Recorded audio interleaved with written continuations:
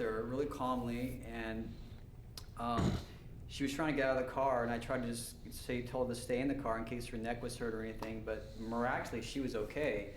And she was standing up. When I got her out of the car, I just immediately like embraced her and just kind of put my hand like right on the back of her neck where RJ shows. That erotic touch? Intentionally, it was just like a very natural thing, and I just started hugging her and consoling her.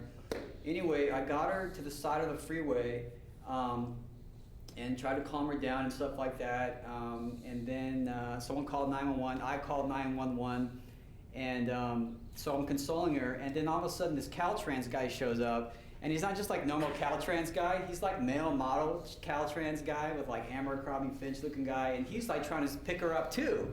And I'm like have my arm around her. And he's like, yeah, we got these cones out. And you guys know each other? Or, you know, and I'm just consoling him. I'm like, yeah, we're cool, dude. Did he have black fingernails? No. So anyway, so he pulls off, and I'm still just like, you know, it's okay. You know, I'm just, you know, I'm just saying, you know, feel that. You know, you're feeling okay. It's not your fault. You know, I'm just saying, realize you're gonna feel okay. You're alive, and I was just saying the right language.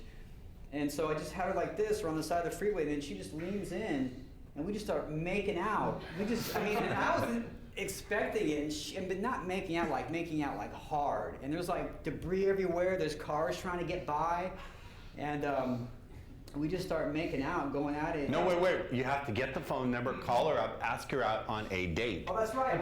Well, here's the great thing about the phone number thing. Usually I always go for the phone number. And before I started making out with her, I had mentioned the phone number thing. And she was like, even after me saving her, she's like, oh, I don't get my phone number. I'm hesitant. But she will make out with you like crazy on the side of the freeway. She felt weird about that. And then she started making out like crazy. And she even put her hand on my dick. When there was like cars. We don't say dick, we say tallywhacker. Okay, tallywhacker. She put, you know, and anyway, so the cops show up, Highway Patrol shows up, and they push her car off the side of the road. They take my info. They tell me to split. She got a DUI, and I went home. I was just happy she's alive. I didn't plan on any of that happening. And a day later, she texted me. She's like, "Can we meet up?" Because she had my jacket. It was cold. I gave her my jacket, and I wanted my jacket back because my sister gave it to me for Christmas. So we met up, I picked her up, and we went out to dinner, and she paid because she felt obliged. Not obliged, but I let her. Praise offering. Praise offering. Hallelujah. I gotta tell you, it was awkward in the car. That's where it felt like you're in the dating scenario. Like the make-out thing kind of went away. She was a little more sober, and the tension was high. So before we got to the restaurant, I stopped her and just went, you know, gave her a nice long kiss, and then we went in the restaurant, and then kind of just relaxed her, and then I did the twin brothers.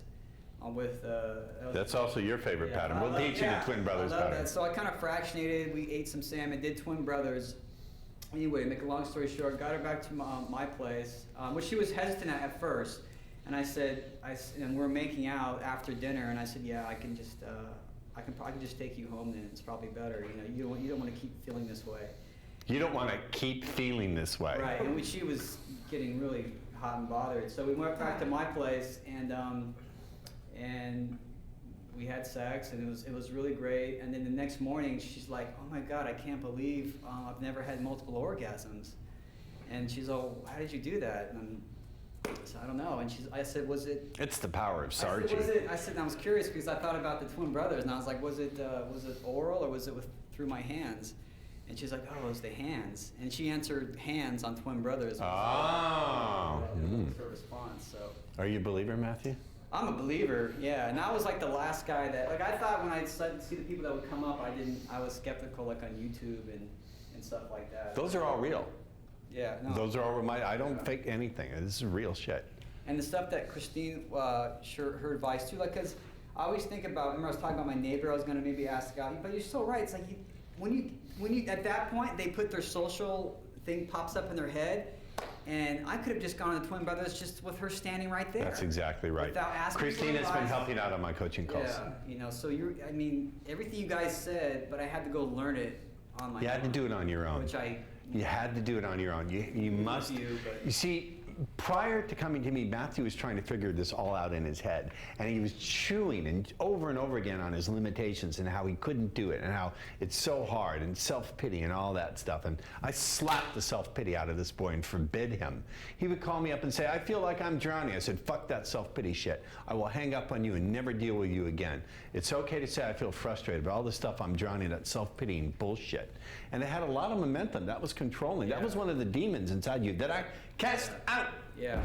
He was. I mean, he would hang up on me and just like, you know. Yeah. I can't.